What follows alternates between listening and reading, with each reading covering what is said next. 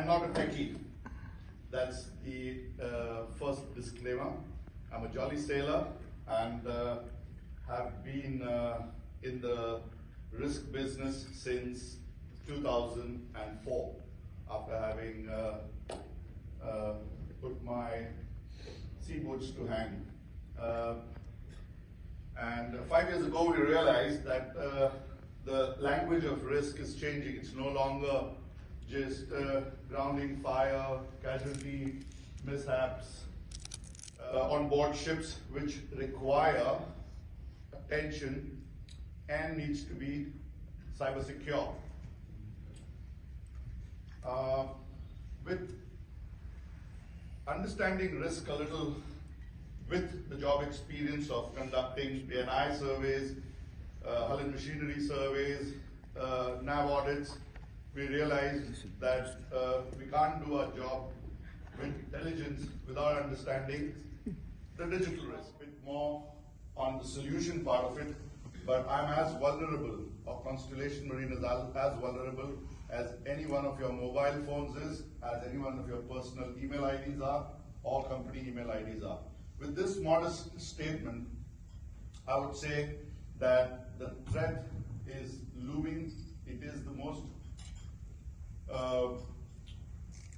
exponential growth that the cyber risk area has seen in the world, in all departments, including shipping, and hence IMO has come up with the mandate 428, which you will see a little in the slides to come, who is logging on with his laptop onto the ship's router, probably sticking a USB. I'm sure that you have now cybersecurity plans, but there are enough times that when we go for flag state audits or for P&I inspections, loss prevention inspections, we very candidly hand over our USB and ask the master to kindly print a page or print the defect page so that he can sign.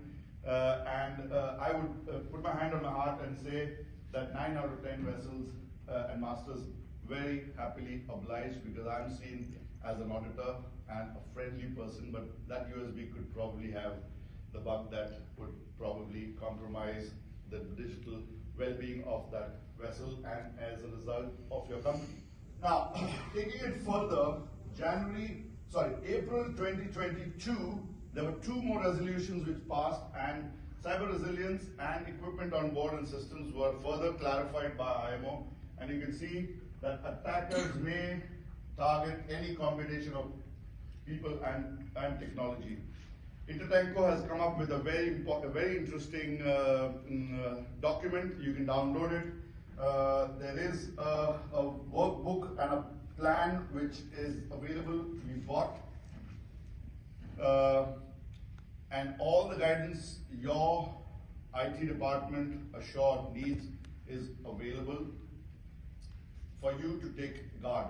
Now, classification comes in to tick in the box once in 6 months or once in a year, annual audits, and goes away. That's not enough, guys. It is about continuous compliance, and it is about awareness of the people on board, especially the dinosaurs that are still sailing. That is my vintage.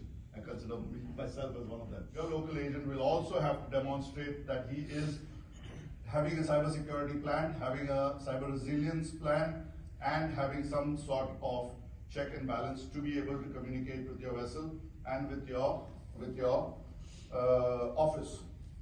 If that does not happen, at the moment, it's not as stringent. I think your agents and they could send a bug along with the email that he sends. But remember, third-party risks are a very eminent and prominent danger to you, and it comes most unannounced. I mentioned human error, and that's the statistics. 82% of cybersecurity breach are due to human error. You could compare this to coming down with any incident or a casualty on board. Eventually, you'll find a way to blame the ship's crew or the human element.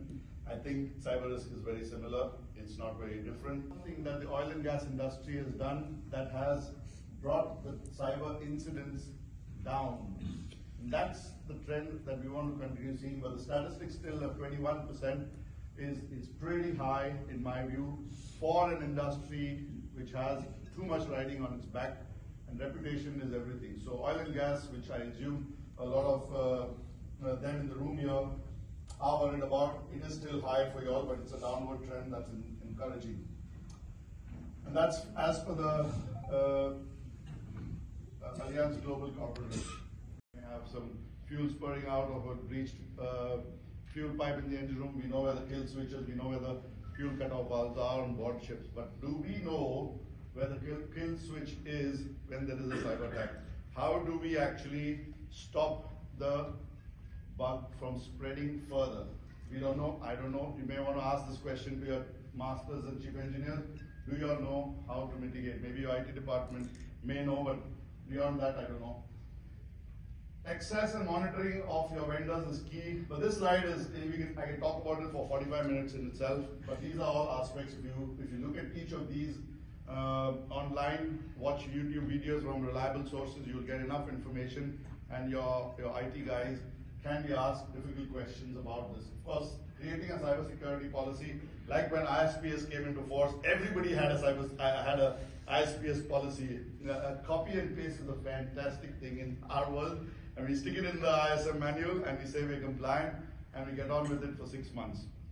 Moving on very quickly, immediate steps to reduce the cyber risk. So if you go back and take away just this slide and actually establish some aspects of these in your day-to-day personal computers or in your offices, if you put down simply few of these, you would have probably mitigated a sizable amount of. There's Lloyd's List and C-Trade has awarded us as being the most resilient solution for cybersecurity. We got a few awards.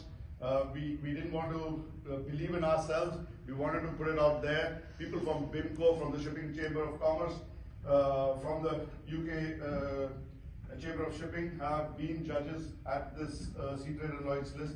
It's the first time C-Trade and Lloyd's List came together to give out this award. This is on pan-global basis, not a Middle East award. So we have been, our solution has been judged by the industry.